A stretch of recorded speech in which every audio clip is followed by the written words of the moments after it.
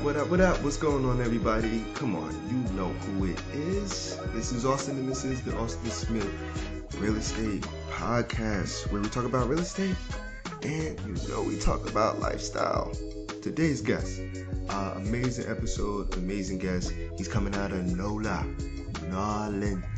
Orleans, and he's built a pretty solid rental property portfolio, and we talk about how he built up his empire, and he's doing extremely well. And this is definitely going to be an episode that you want to listen to. And imagine, just for a quick second, what your life would look like if you woke up, you didn't have to worry about going to work. You could work on the things that you were passionate about, work on the things that you actually wanted to work on. You don't have to worry about any money. Game changer. So, rental property empire. A little bit of housekeeping before we get started. Definitely log on now. AustinSmithRealEstate.com/podcast. Be sure to subscribe to the show. Go subscribe, people. Stop playing around. I'm giving you gold. So, go subscribe. And if you received any value by listening to the show, please log into iTunes, leave me a rating and review. That'll definitely help. Continue to share this sugar. So, without further ado, let's get into the show. What's going on, everybody? Today on the Austin Smith Real Estate Podcast, we got yet another awesome guest that's going to be gracing the platform, kind of sharing his expertise. I believe that everyone needs kind of a threshold where they have a target that's in front of them, but not too far in front of them, because then you might get discouraged on what you have to do to get to that next level. And this individual coming out from New Orleans, he's been featured in Essence, he's been featured on Black Enterprise. Used to be from the Bay, but we'll get all into that in a little bit. It goes by Mr. Multifamily as he builds up his rental portfolio and continues to build wealth. Ladies and gentlemen, I want to introduce you to Jullienne Gordon. Jullienne, thank you so much for taking the time to come on the show, brother. Well, thank you. I'm so glad to be here. Thank you for the invitation. Thank you for seeing me and creating the space for me to share my message and my movement, the multifamily movement, with your audience. No, absolutely, man. And like I said, you're building your portfolio, right? And obviously, when we talk about what's next for you, I'm pretty sure that you're going to be acquiring more properties as time goes on. Yeah. But you're right at that threshold where I see myself next. And I believe is it 15 units and 30 tenants, 30 plus tenants or so?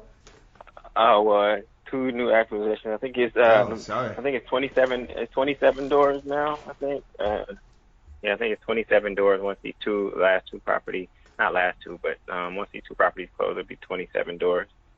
Awesome, man. Awesome. So let's jump into this. Let's talk about how you got started. You wasn't born with a multifamily, or you might have been, in your possession or passed down to you, but I'm pretty sure it didn't start like that. How did you get to this point?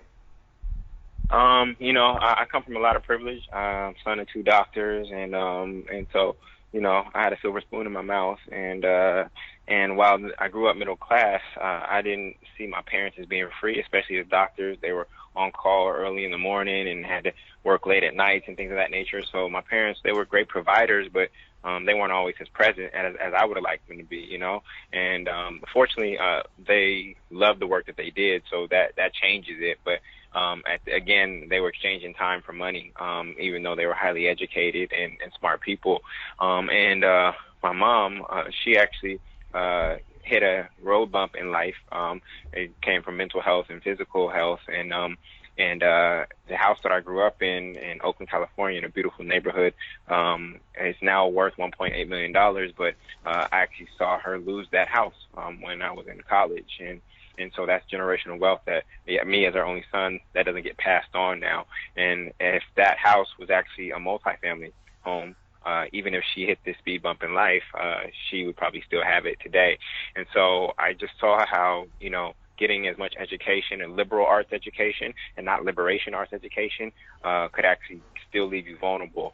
Getting as much paid or ordinary, well, they even call it ordinary income, right? When you're working, active income, when you're working for money, even if you have a lot of that, you are still vulnerable. And so the target for me was to switch and say, how can I take any active income or quote unquote ordinary income that I'm earning and actually transition that and acquire assets that create passive income? And so that journey was kicked off for me by, of course, the book Rich Dad Poor Dad by Robert Kiyosaki, which I'm sure almost all your guests mentioned. And once I read that, I knew immediately, and my experience with my mother, I knew immediately I wasn't going to buy a single family home first, because I've seen that trap people. And so it wasn't until 10 years later after reading that book that I was able to acquire my first 3-family home in Brooklyn. And from there, it's just taken off. So and before we talk about like just how you acquired, the first one, and then how that turned into the next deal and the next deal and the next deal, you're actually teaching people how to do this, right? Like you hold webinars. Correct. Teaching people how to do this. Multifamilymasterplan.com. Talk to us about it real quick. Yeah, so that's just a free training because I just want to give people the game. My purpose is to free 300 people just like Harriet Tubman did. And, Harriet Tubman was on the Underground Railroad, and she got herself free, but realized that once she was free, all the people that she loved and cared about weren't free. And so she went below the Mason-Dixon line 19 times over the course of 10 years to free 300 other people. And then from there, so for me, with her being my spiritual guide, I'm going below people's mental Mason-Dixon line to go get them up and pull them up to their true north. And multifamily real estate is the path. Harriet Tubman, she used a series of safe houses in order to get people up north. And for me, that safe house today is multifamily real estate. And so on that training, I show people how to find, finance, and finalize multifamily real estate deals. Anybody can go buy a house online. Anybody can search on Jullienne and Zillow. Jullienne and Zillow are great for single-family homes and searching for those. But when it comes to multifamily homes, the best deals are actually off-market deals. And I show people how to actually find those deals so that they can get to them before it enters the Shark Tank. Yeah. And with sharks, and as soon as they smell a drop of blood, it's over. Everybody's going after it. It becomes a bloodbath. The price goes up. It's crazy out here. You really got to be on your P's and Q's. So I feel you on that. Let's talk about how this all materialized. So are you living in Brooklyn at the time that you purchased that first home, or? Yeah, there's literally deals in your backyard. I was in an apartment at the time, and because I knew my ultimate game plan, I always kept my cost of living low. So I was always on the fringes. I was never like living in Manhattan in some $3,000 one-bedroom apartment. I was always on the edges because I didn't want to. I knew that it wasn't my apartment. A lot of people go around saying, "Oh, come to my apartment." Yo, that's not your apartment. You don't own it. You over here painting it. You're doing the backyard. You're installing bookshelves. It is not your apartment. And really what I teach people is like, I need you to think of yourself as homeless. You are actually homeless. And because every time you use the language pattern, my apartment, your subconscious mind thinks that it's safe and that it has a home. And the reality is that you're not homeless in the terms of sleeping on a bus bench. But guess what? That homeless person who's actually sleeping on a bus bench has as many homes as you do. And how is that the case with all the education and as smart as you are and how hard you work and the money that you earn? How does a homeless man or woman have as many homes as you? That doesn't make any sense. And so if we start saying to ourselves, for those who are renting, I'm actually homeless. I actually don't have a home. This landlord could come in and say, I'm going to move my family in here. You need to leave. And once you start telling your mind it's homeless, then it's going to get into survival mode, and it's going to say, we need a home. And it'll start changing your behavior. But if you continue to use the language pattern, my apartment, then you're going to end up stuck, and rents are going to continue to rise too high for you to save, and the prices of housing are going to rise too high for you to buy. And there's going to come a point where there's going to be a division between renters and owners, and it is going to be almost impossible for people to actually own if these prices keep rising in the way that they are. If I was still renting, I would honestly, I don't know, my ego would have probably got shot just now, to be honest with you, based off of that statement, because it's true, and it's true on that level, right? Like when we really do technically think about it, it is true on that level. And yes, that is a much different way of looking at it, which could be the motivating factor for you to go out and start making the decision, start making the moves to do what you got to do, to go into ownership, to go out and to start owning things. So okay, cool, beautiful. You're Yeah, so living. that's what Go it was ahead. for me. So keeping my cost of living low, and then guess what? I was going to the post office one day, and I saw these balloons, and it was an open house, and I love going to open houses, even when I didn't have the money for a down payment. I love going to open houses, so I just go in, and this home, as I went around the corner, happened to be right behind my apartment. It was literally shared backyard with my apartment, Mm. and once I saw the opportunity and I knew how the neighborhood was changing, I went back to my apartment, put together my financing folder, and organized it in such a way that made it easy to accept me and accept me as a candidate for a mortgage, and I was first, and I got the deal. And that's what set it off and showed me the power. At that time, Airbnb was legal in, or it is still legal in New York, but the guidelines for 3 families were like in the gray area. 2 families is perfectly fine, but 3 families is kind of this gray area in terms of the law. So I was able to Airbnb that, and when I was seeing this cash flow coming in this way, it was just like, wow, this is really, really powerful. Now I have regular renters. I got Section 8 tenants and things of that nature there. And for anybody who has any assumptions about Section 8 tenants, my Section 8 tenants in New York and in New Orleans are absolutely amazing. So, but it's this power of this vehicle of multifamily real estate. And when you think about it, there's all these business models out there, people getting into crypto. Let me go create an online course. Let me go do this to try to make some quick money, multi-level marketing and whatnot. But multifamily real estate has been around for 2,900 years. If you heard of the feudal system was created in 900 AD, right? And what is that? That was it was the kings and the lords, etc. And so where do you think the word landlord comes from? It comes from the feudal system.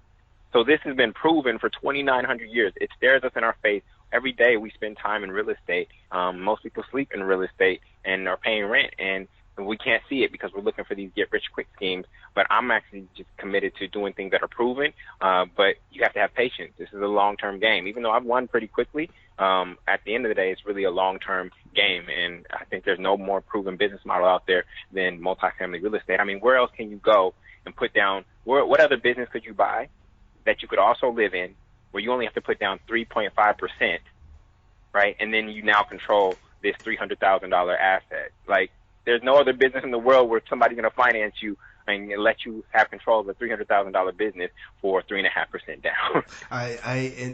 And before, because I know that, and that's how you purchase your first home, correct?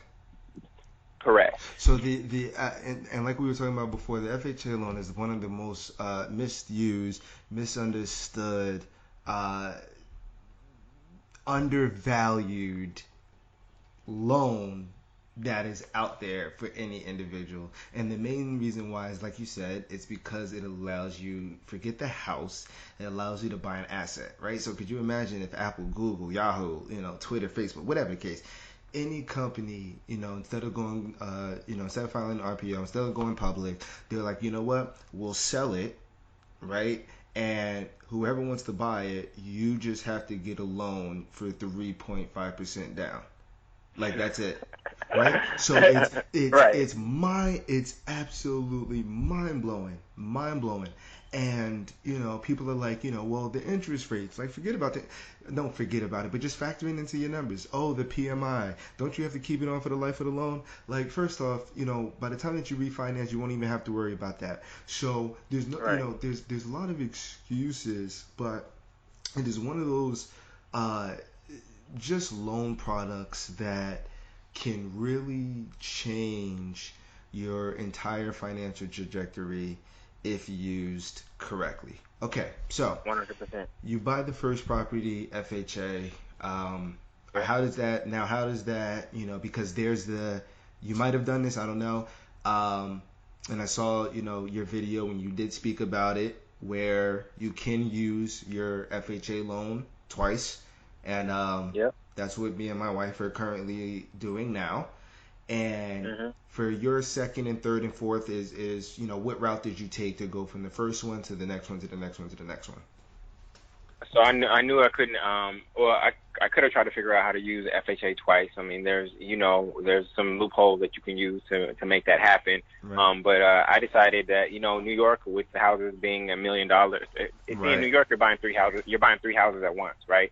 So this is why it's expensive. If New York was flat and every house was just laid out on the ground, you'd be paying 300,000 for a home instead of $1 million for three houses stacked on top of each other. So I was like, man, I'm not. It's going to take a long time to save up 25% down for the next one. So I decided to just go to a different market. And so the market that I chose was the city that I've fallen in love with is New Orleans. I come here for conferences, I come here for work, come here for vacation, and I really loved how it felt here. I love the food, I love the culture, I love the weather, I love the pace, I love the people, I love the affordability. And so when I factored all those things in, I started seeing the same patterns in New Orleans over time that I saw in Oakland that I missed because I didn't have the capital when I was younger, right? I saw the same patterns that I saw in Brooklyn, right? And I saw the same patterns emerging here. So I was like, you know what? I'm not going to miss the wave this time.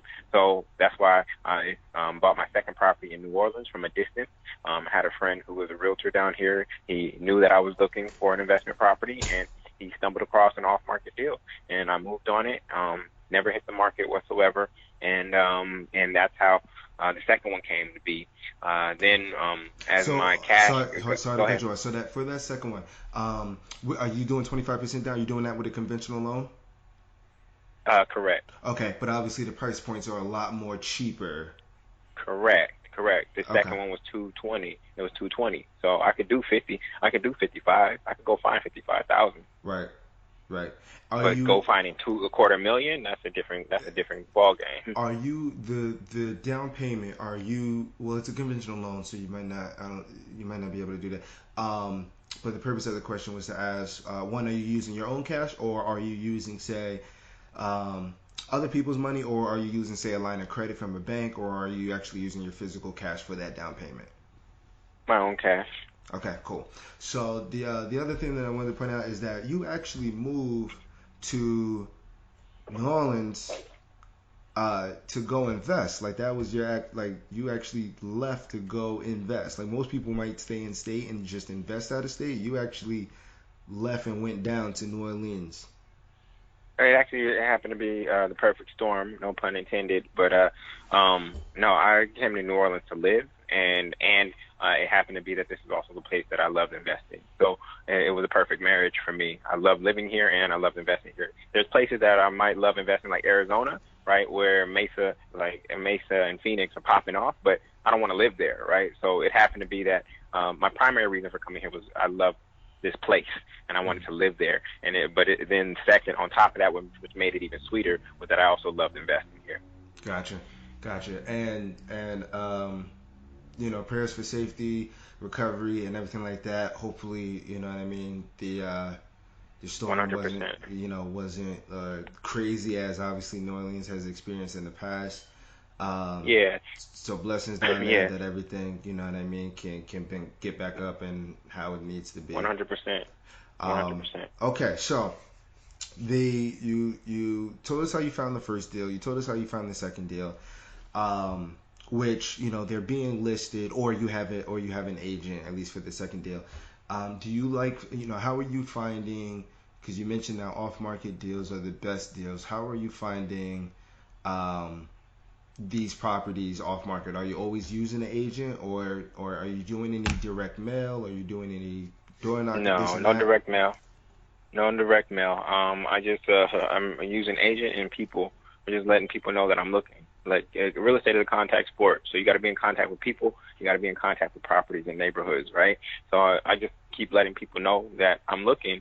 And I've had my little brother send me deals. I've had agents in different cities send me deals. Why? Because they know that I'm looking, right? And then some of them have access to wholesalers, so other people can go do the wholesaling and finding the deal. I'll let you do that and do the skip tracing and all that.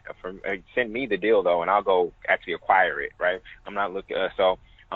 Yeah, it's all through relationship. It's all through relationships. Now I have found some deals on MLS, Truly and Zillow, and moved on them quickly. But I would say about half the deals were just relationship based. Gotcha. Okay. Because some I don't want to say, well, yeah, some experts might say that, to get the ball rolling, either start with direct mail, start putting, Facebook ads or whatever ads out there, so people can get an idea to know what you do. And Yeah. like you said, real estate is a contact sport, and you have to actually physically put yourself out there. So, do you do any prospecting at all, like even if it's cheap, or you just make you are Prospecting in terms of like, for reaching out to owners. example, yeah, like if you were to say, take an absentee owner list from your Nope. particular city. Nope. So you just Mm-mm, no. referral based. Only Everybody brings the deal to you. yeah. The only thing or the only thing I do is if it's a neighborhood that I absolutely love. If I see a boarded up house, then I'll do my own skip tracing to try to track down the owner and try to give him a call, him or her a call. But besides that, I'm not downloading a whole bunch of lists and on the phone trying to call owners in that way. So I'll go on my morning walk or morning jog, and if I see a property that I'm interested in that looks vacant, then I'll do the research on it and try to contact. And if I don't get in contact, then I'll just let it go. But that's the extent of that's the extent that I'll go of actually like prospecting. Interesting. Okay. Funding these deals, is everything just 25% conventional, just one after another, or are you using any hard money, private money, reserves or anything like Um, that? with the exception of my 10th deal, everything was just straight cash with portfolio lender.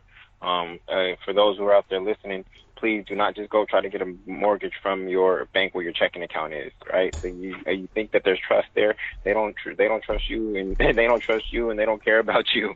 Right? You think you got Right. this long-standing relationship with Bank of America or Wells Fargo? They don't give a f about you. You're just a Like customer so. account number. That's all you are, and you have to know that they have to sell you. They have to sell you because they off of them giving you a 4% mortgage on a $300,000 house, they're going to make $200,000 off that. So they have to sell you. It's not you begging them to get financing. They're going to make $200,000 over the course of 30 years off that 4% mortgage. So you have to just know your power. You have to know your power, and you have to do your research. You got to make lenders compete. You got to shop for lenders, and you'll find better deals than just walking into your bank and saying, "Oh, I have an account here. Can I get a mortgage with you?" No, don't do that. Please don't do that. Let's if you can, and if you're comfortable with it, let's talk some of the numbers, right? So what is for someone who's just getting started, and maybe they're setting an attainable goal, but it's going to require them to reach. So say for someone who doesn't have any properties, obviously the goal is to get one, no problem. But Yeah. what would you recommend as a good, say, cash flow amount that people should strive for in the first few years, or what should be the first major domino that they knock down? Yeah, well, with the FHA, with the FHA loan for your first property, with so little down, your cash on cash return. So there's a difference between cash flow and cash on cash return. But the cash flow has to be enough for you to wake up and be like, oh, that's going to cover my car note. That's going to cover half of my single family home mortgage or something like that. If it's cash flow of like $100, $200, that's not enough to get out of bed for, right? But my primary target is cash on cash return and appreciation potential. And my target cash on cash return is at least 12%. I want to be finding deals that are going to historically beat the stock market. The stock Right. market is going to fluctuate, and everybody throws this number around like the stock market grows at 10% every year, and it's going to do that indefinitely. If you look at the last 10 years of the stock market, it's only grown at 5.49%. You can go through the math on the S&P 500 yourself. So people just keep saying the 10% number, and it's not true. So for me, my target is 12% cash on cash return. Of course, with a hopeful appreciation potential. I buy for cash on cash return, and if there's appreciation potential, then that's icing on the cake. But that's my target, is making my money work at 12%, because then your money doubles. Your money doubles every 6 years. If you use the rule of 72 at 12%, your money doubles every 6 years. What if for someone who's maybe just trying to take their business to the next level, maybe they have two or three and they're looking to grab the fourth, right? It's already the last quarter of, well, no, third quarter. But what can somebody do over the course of, say, the next quarter?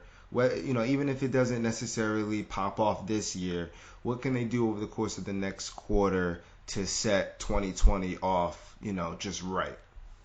Oh, that's a great question. That's a great question. I think I think there's a couple of things. I think it's figuring out how to decrease your living expenses and increase your income so that you have this war chest of cash. But then on top of that, I think every day you have to be looking for deals. Every day I look for deals, and because I know how to do it quickly, I'll get all my sources and I'll be able to see, oh, that I want to look into that, and I have a process where I can analyze a deal in 10 minutes. Like multifamily real estate deals, there's about 23 different numbers you have to know to evaluate a multifamily real estate deal correctly, and I have a process that I'm able to evaluate quickly.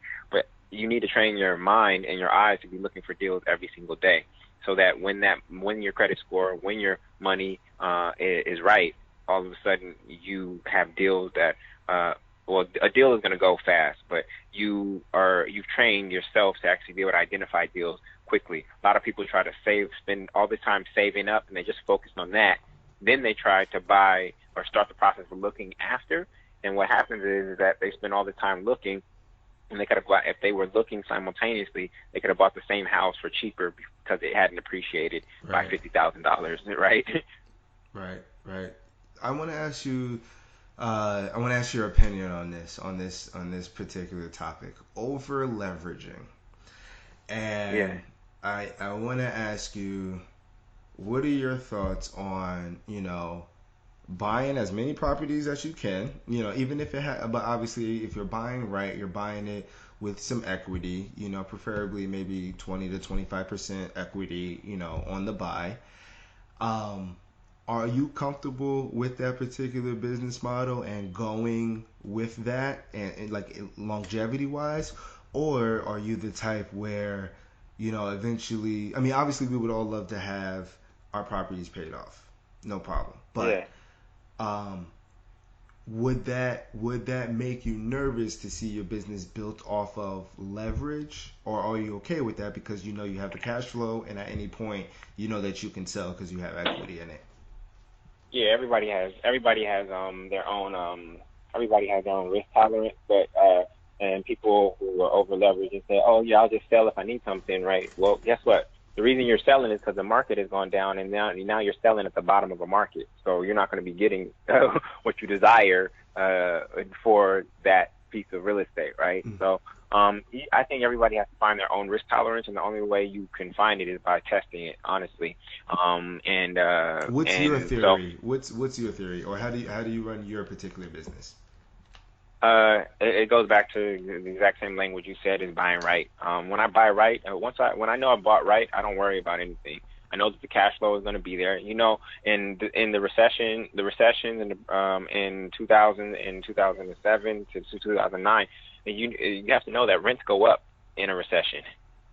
Rents go up in a recession. It's the only asset where it automatically goes the opposite of where the market is. Why? Because people get foreclosed on, and now they become renters. And when the demand for something goes up, but the supply hasn't changed, what happens? The price goes up. And so when I know I bought right, I actually don't worry about being over leveraged. And I also know how to generate income if I need it through active income and through work. Right. So I never have any worry about that. If you are working not minimum wage, because it's hard to really get in the game if you're at minimum wage, but if you're working in a way that you actually don't control your income that much, and you're over leveraged, then you're really vulnerable because you don't have a way to go out there and fish for yourself. You have to wait for somebody to give you fish in order to fill up your tank, right? So there's a whole bunch of reasons. Go ahead. What do you say? No. I was going to say, no, keep going. Yeah, so if you control your income source and you know how to go create income when you need it, at the level that you need it, then the leverage thing it doesn't scare me in that way. Is there a number Like I'm not gonna cash out refi all my properties and then like no, Right, I'm gonna leave some equity in some. I'm gonna make sure that I have some HELOCs on some, so that if I do need a war chest and things get thin, that I have something to tap into, some revolving credit. But I always make sure that I have enough cash. And I think that really comes down to your cash reserves, which is how many months of mortgage could you pay if shit just went to hell. Excuse my language. No, If it you're just good. went to hell, right? If just everything, you lost every tenant, and the world was just going Armageddon, how many months of mortgage could you pay? And so you got to figure out what's enough for you. Is that 6 months of cash reserve for all your mortgages? Is it 3 months? Is it 12 months? And then once you get there, then after you have that reserve, then just continue to be aggressive. I love that response because it is one of the things that either some investors just get weary of going forward, right at that point where they've seen some success and now they have to push through that next level, and the fear of over leveraging or fear of being too leveraged. It's common, and kind of my theory kind of is in conjunction with yours. I'm like, if I buy right, especially me buying a multifamily, not a single multi, if I buy right, Correct. one, I already have equity, right? Off the rip. Boom, I already have equity.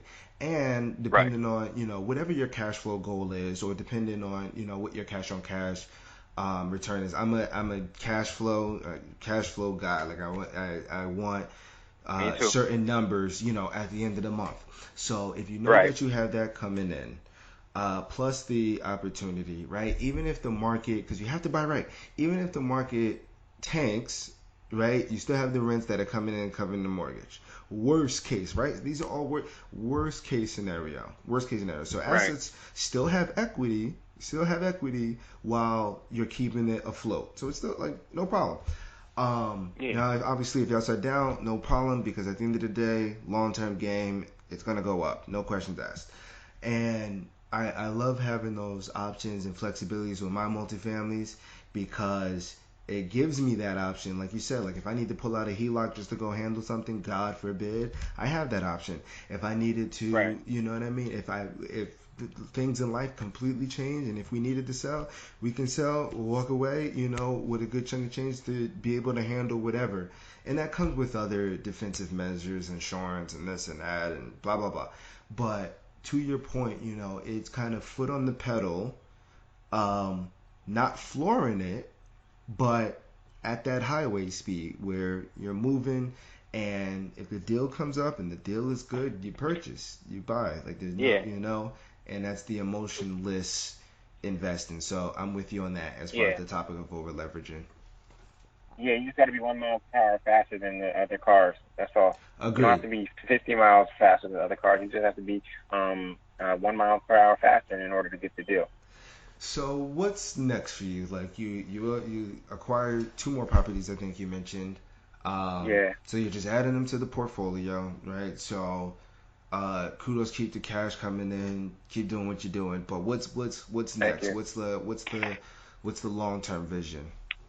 Yeah, so I'm at a crossroads because I'm at 10 mortgages now. And I think Fannie and Freddie, they changed. They have actually some restrictions on after you have 10 mortgages. So I can't just keep going at this tilt. And in order to actually really scale, I'm probably going to have to raise funds from people in order to do cash deals and find my stake in that for finding the deal and getting it finalized in order to grow the portfolio. So I'm at this crossroads now. So I'm doing two things. One, I'm starting to teach this to as many people as I possibly can, leading with myself as a guinea pig and taking all the risk and making the mistakes and making the finding the loopholes so that I can share it with other people. And then I think for me, the next step is actually going to be doing larger deals with multiple investors to start scaling beyond my own portfolio now. So I'm really excited about that. But yeah, teaching and then scaling through partnerships. Are all the current properties, because you mentioned, tapping out at 10 properties, um, hmm are all of these in your name or are these under LLCs? Yeah, so I'm in the process of moving them to the LLCs, but Okay. even still, they're still tied to to my social, Right. even if they get moved over. And people got to be careful with that. It really depends on your lender, because if you move it over to LLC through the deed or whatnot, the lender could call the entire note due, right? Right. Because anybody can go. I can go get an LLC in 20 minutes, right? And that has no credit history whatsoever. So this is why the lender didn't lend to the LLC, right? Right. Right. Right. So you're trying to pass it to your LLC and say, oh, that's not mine anymore, and it doesn't. It's not that easy. So you really have to know your lender. And now I haven't heard any stories of that happening, but if you read the fine print, yeah, the lender could call the note due because you've transferred entire ownership of this thing to an entity. But you're still on the note, right? You're still on the note, right? Right. So Right. you can Right. transfer it for liability purposes, so that if a tenant falls and breaks their leg or something like that, they don't have access to your assets and your personal net worth. But right now, all the properties are under my name, and I have them healthily insured. I've had a tenant have an accident, but I didn't have to come out of pocket anything, so I had the right insurance for it. I have flood insurance here in New Orleans for the situation that just occurred over the past weekend, and that's just part of the game. You got to factor that into your numbers. I saw I saw on IG you were kind of prepping one of your properties for the storm. That's Yeah, that's dedication, man. I don't know. I probably would have hired somebody to do it. As sad as I yeah, am to man. say that, but um, Well, hopefully you got everything was capex for okay that then. and repair reserves. Yeah, you got capex and repair reserves for that. This was my first, since owning all the properties, this was the first kind of threat, and so honestly, I didn't know who I would hire and what I would tell them to do. So I went to Home Depot or Lowe's, and I was just like, okay, how do I fill these little gaps in these doors? Because water will find its way through anything. And to be honest, uh, I was educated. I told you I come from middle class, and we were educated in such a way where working with your hands is for lower class people. And I don't believe that. I love working with my hands. I love fixing stuff. I love doing things on my property. Yeah, there's definitely a lot of things that I'll outsource. But I love fixing my own stuff, things that I own. You know what I'm saying? So Right, right. I had no problem. I know I had no problem doing that, and I had no problem doing that. I got you, man. I got you. So let's, as we kind of start our descent here, we'll go into the core four, which are the four questions that I ask each and every guest on the Austin Smith Real Estate Podcast. Question number one: what is your favorite aspect about real estate? The fourfold benefits of real estate. Well, it's actually people first. The people I get to meet along the way, but like yourself, to tenants, to contractors, to other investors, it's just a way to meet a lot of people. But the fourfold benefits of real estate, from the cash flow, principal pay down, the tax write-offs, and the appreciation. I mean, there's just very few assets out there that provide you with all four of those. So, yeah, the people and then those fourfold benefits. Question number two: no rich dad, poor dad. What is your favorite what is your favorite business or personal development book? Favorite personal development book is As a Man Thinketh. Quick, short read, really about the power of your mind. And then business book is probably either Expert Secrets by Russell Brunson or Mastering the Rockefeller Habits by Vern Harnish. Interesting. I might have to add those. Okay, awesome. Question number three: when you're not out putting deals together, increasing the portfolio, increasing the cash flow, what are some of the things that you're doing in your spare time? I am building Legos with my daughter, and I'm breaking bread with friends and family. There we go. Nice and simple, man. Yep. Question number four, last but not least, where can people find you at? Yeah, they can go to multifamilymasterplan.com. That's multifamilymasterplan.com. I got a free training and tool there that I know will help people get started on their journey. I do trainings. I do trainings probably like once a week or once every other week, and they can sign up for that webinar, and I'll give them the game on how to find and finalize multifamily deals. So multifamilymasterplan.com. Yeah, that's awesome, man. You're out here, you're inspiring people, you're putting people to work, you're bringing the education, you're bringing the value. Obviously, I'm pretty sure a lot of people would like to be in the position to own a couple of properties or to take their business to the next level and get more. And I think with the techniques, the tips, the strategies, just doubling down, we don't have to reinvent the wheel. Just double down on what's working. Time will enhance everything. And Yep. that is the ultimate goal, man. It's the epitome of what I love to do in real estate. So I appreciate you Thank definitely you, man. for coming onto the show, giving us those insights. Keep buying, keep sharing the message, man, so people can get it, and Yeah. let's continue to build. Cool. Let And me when know when next you and the time, wife man, coming down. All yeah, right. man, I was just about to say, man, it is on the, oh gosh, it is on, because I've been trying to get out the country more than in Mm. state, and New Orleans is the one city where the last time we was down there, I was down there for a conference, and that was about 3 years ago, I think. Yeah, 3 years, and we were only there for maybe about 4 days. We had a blast with the limited amount of time that we had, so we promised ourselves that we were gonna go back like ASAP, ASAP. So it's with hopefully within the next few months we'll be right back down there. All right. Cool. I can Yeah. host you, so let me know. All right. Now for sure, man. I'll be sure to reach out to you, Julian. I appreciate you taking the time, brother. Enjoy the day. All Let's right, keep the brother. grind going. Take care. You too. Peace.